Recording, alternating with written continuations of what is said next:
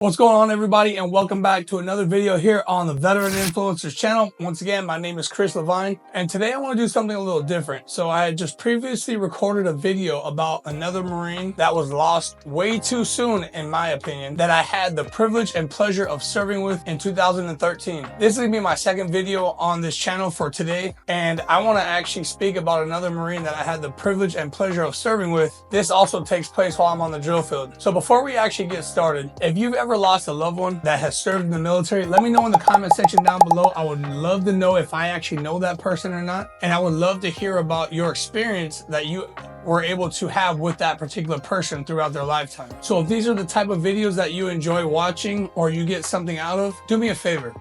Please hit that thumbs up button. Make sure you guys share this video out to as many veteran platforms and military platforms as you can. Send it to your family, friends, anyone that's ever lost a loved one that's served while in the military. And I don't care what year it was. It could be 50 years ago. And if you do know someone, put them down in the comment section down below. Throughout the years of these videos actually pending, I want to be able to keep everyone's name alive that served. I know it's not necessarily possible to do that, but I want to do my very best to continue the legacies of those that served for us. And without further ado, here we go.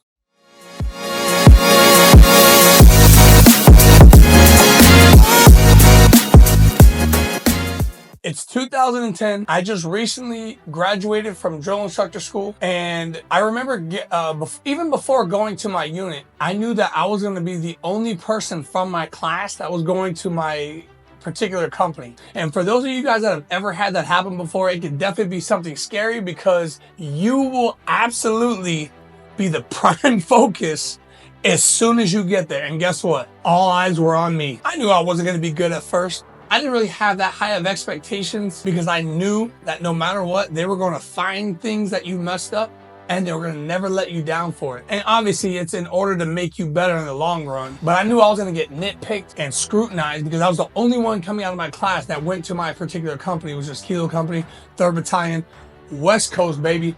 SSgt San Diego. Anybody that served in San Diego or went to boot camp, let me know in the comment section down below as well. So here I am, this new boot, I guess if you want to say, on the drill field. I still don't even understand a lot of the concepts of being a drill instructor. I'm being told and pulled every which way, told different things I need to do, and I'm just so lost. But there's nobody new from my class that came here where I can just talk to them and I know them from outside of the company. I didn't know anybody. Fast forward, we had just came back from up north and now we are in 3rd phase. And to be honest, most of the drill instructors wouldn't even talk to me. And I don't know, I'm not trying to play victim, but I'm pretty sure that was like a thing back then. If you're a new drill instructor, most people aren't gonna talk to you. I don't know if it's like a you don't rate thing or whatever, but it's almost as if people will go out of their way to not say things to you for whatever their reasoning was, right?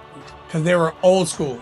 Cool. Well, there was one particular person that I noticed went against the grain a lot, and I loved him for that. He didn't care that he was seen with a newer drill instructor, that maybe it was going to highlight him a little bit, because I think he was about 2 classes before me, I believe. I believe he was either 2 or 1 TAC 10. I was 4 TAC 10 or TAC 10, you know, whatever you want to put down there for it. And now this guy wasn't exactly easy on me. I still got worked. I was still held to a standard, but this particular Marine would always reassure me that things were going to get better and that I was a lot better at what I was doing than others made it seem to be. See, when you're a new drill instructor, it's normal for you to be called garbage. It is normal for you to be called trash. And it's also normal for everyone to tell you that no matter how good you do, it ain't good enough, which I was completely fine with. There were definitely some long nights because of it, but I was completely fine with that because I knew that at some point I was going to build to get to the top where I knew I was finally accomplishing what I wanted to do. But like I said, along the way, 3rd phase, same cycle, this Marine came up to me, and I'm saying Marine and not drill instructor because the way he approached me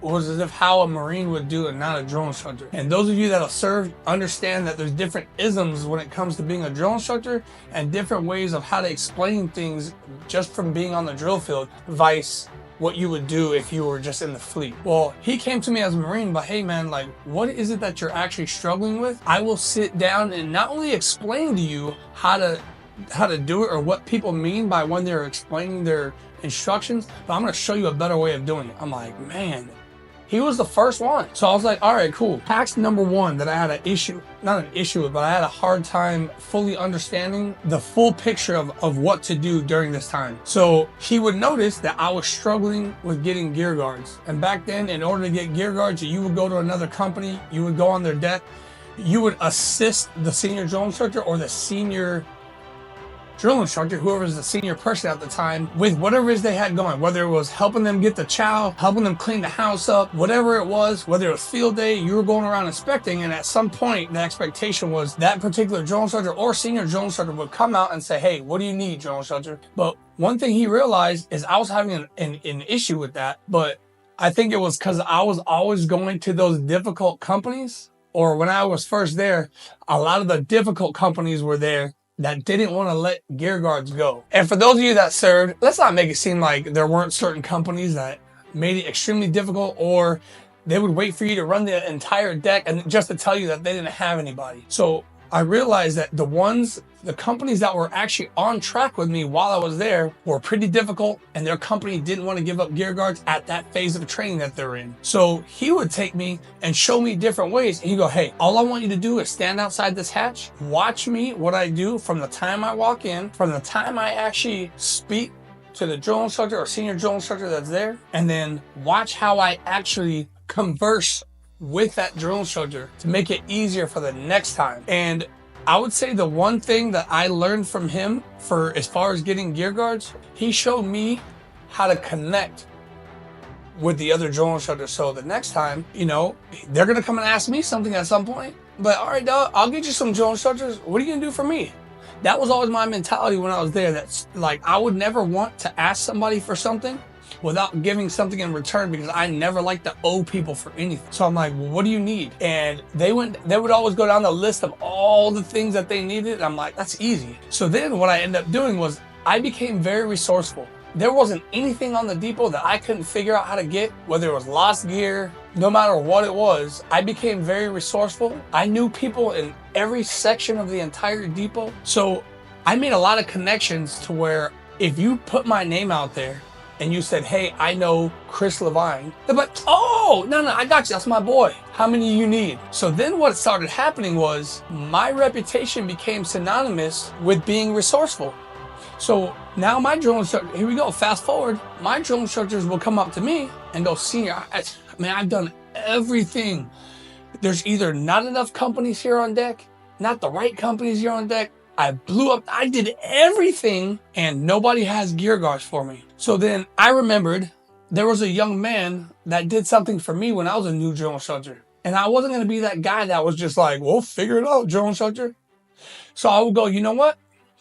Get me the names of the seniors that are in this company and this company that are on deck right now. They would come back, they was, oh, that's my, man, I got you. I'd make one phone call. I would send my drill instructor down there and he would come back with more gear guards than he ever knew what to do with it. Had I not met this particular Marine, maybe I wouldn't be that way. I don't know. Maybe I wouldn't learn how to be resourceful, not give up when I got told no. Maybe I would have settled for mediocrity. Maybe I would have never been in a position to where I can help other people how I was helped when no one else wanted to help. Fast forward again, here I am. I was on AMOI duty while I worked at Arizona State University. I don't know, you can't see it right there, but I got one of my plaques. Actually, you know what? Yep. Go Devils. It's one of the plaques that I was given from my staff when I worked there. Much love to you. Thank you so much. So here I am. I want to say I was at work. I'm at issue with the students, and I get this phone call, and I'm like, I haven't got a call from, you know, this particular person in a long time. You know, we haven't served together in numerous years. Hello? Hey, what's up, man? No, just chilling, man. I'm at work. No, I got time to talk. What's going on? And as soon as their tone changed, I knew something happened. My heart absolutely dropped. Didn't even know how to deal with it. I get the news. Hey, did you hear what happened? No. So-and-so was shot. I was like, oh, he had to survive. You know what I'm saying? That dude's a beast, you know what I'm saying? Just being a Marine in general, we're resilient. No, he was shot in the head and killed. You've got to be kidding me. You've got to be kidding me. I just spoke to him not too long ago. And why is that always the story? I just spoke to him. One of the greatest people I've met. And you're telling me he's no longer here? You know, I get a little bit of a backstory about what happened. I don't want to go too much into detail, but I just instantly remembered all those things that he would do. And he didn't just do them for me. He did them for everybody. This dude went out of his way to help people, especially the newer drill instructors. He had this thing for new drill instructors where he remembered being in that position and he wanted to make sure no one else ever had to go through that. Because of him, when I became a senior drill instructor, I always took new drill instructors under my wing. Whether you were running down the recruit highway looking for gear guards, whether you were just hungry and maybe you didn't have the time to stop and get food, I would always pull them into my duty hut and I would make them sit down and eat, because someone once did that for me. This Marine's name was Demetrius Jolly. This Marine had been one of the most inspirational drill instructors I had met while I was on the depot. He was always smiling. He was I loved how devious he was when it came to the recruits. And I mean that in a good way. He'd be like, hey, watch this. I'm gonna sneak up and I guarantee I'm gonna catch them doing what they're not supposed to be doing. And guess where they're going? I'm like, where? On the quarterdeck. He loved it. He absolutely loved it. And because of that, I would just thrive off of his energy. Sometimes he would just randomly take off. Like, he would talk about how tired he is. We'd be coming back from getting gear guards and we'd be on like the side of the recruit highway, and I would look up and one day at one point he was just gone. And I was like, where did he go? I just see him tightening up an entire company on the making correction, blasting him. You get back good. No, tight elbows, align, you get here. The epitome of what it meant to make corrections, be tough and stern, and also be compassionate at the same time. Demetrius Jolly, my time on the depot was made better, a lot better, because of you. And here I am again, giving flowers to someone. I don't even want to say it's too late, but they are no longer with us in the physical form here on earth, which brings us to Memorial Day. I'm gonna be honest. People sit there and fight. Oh, it's not Happy Memorial Day. I don't care about none of that. The idea is that his name is being thrown back into the algorithm of life. And I will continue to do that till I'm gone. Demetrius Jolly, we were unable to help you the day that you passed. And sometimes I wish I was there. Like, I don't know what I could have done differently. I don't know if I could have helped, but I wish I was there to maybe be a deterrent for why those things don't happen that day. Maybe if I'm there, I can stop it from happening. Maybe not. I'm not good at these videos at all. I'm not. It's terrible doing these type of videos, trying to keep a straight face and everything. But Jolly, you will always be remembered. I think about you every day, man. Every day. All the times that we spent together, all the help you gave me, all the times you given a shirt off your back for me, all the times we wanted to quit and give up, and you were the rhyme and reason for why we didn't. Thanks, man. And I need to reach out to your family again. I apologize. I know I'm not the best with that, but you deserve every flower given today, brother. We love you. We miss you. If there's anyone that has a story that they want to tell about Demetrius Jolly, please contact me. Put it in the comment section down below. Create your own video. Tag me in the video. I would love to see it. I love hearing stories about those that I truly cared about and that gave more than they took. Demetrius Jolly, not only are you a kilo legend, a drill instructor legend, you're a legend as a father as well. I know you would give everything to be here with your family, with your son right now, but I would like to say thank you for the memories that you gave and for those whose life that you touched. You will never be forgotten. I will never forget, and I will keep your name alive forever. And for those that had something resonate from the story that I just told, I would love to hear about it. Like I said, in the comment section down below, send me a DM, whether it's here on YouTube, Instagram, TikTok, veteran influencers.